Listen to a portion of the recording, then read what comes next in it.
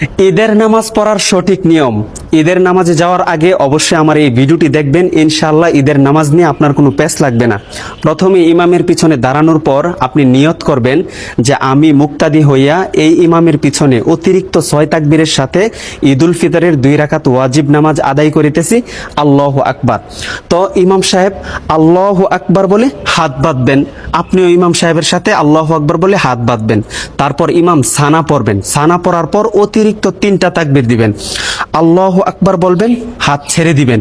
দ্বিতীয় তাকবীর আল্লাহু আকবার বলবেন, হাত ছেড়ে দিবেন। তৃতীয় তাকবীরের মাথায় আল্লাহু আকবার বলে হাত বেঁধে নেবেন। তারপরে ইমাম সাহেব সূরা ফাতিহা এবং অন্য আরো একটি সূরা মিলিয়ে রুকু সিজদা কমপ্লিট করে দ্বিতীয় রাকাতের জন্য দাঁড়াবেন। দ্বিতীয় রাকাতে দাঁড়ানোর পর ইমাম সাহেব প্রথমে সূরা ফাতিহা এবং অন্য আরো একটি সূরা মিলাবেন।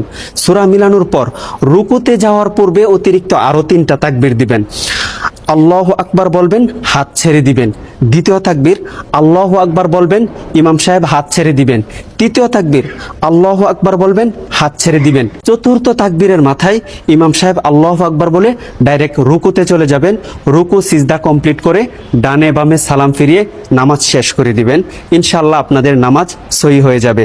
আর এই ভিডিওটি সর্বোচ্চ শেয়ার করে দিবেন যেন সকল মানুষ ঈদের নামাজটি শিখতে পারে ইনশাআল্লাহ।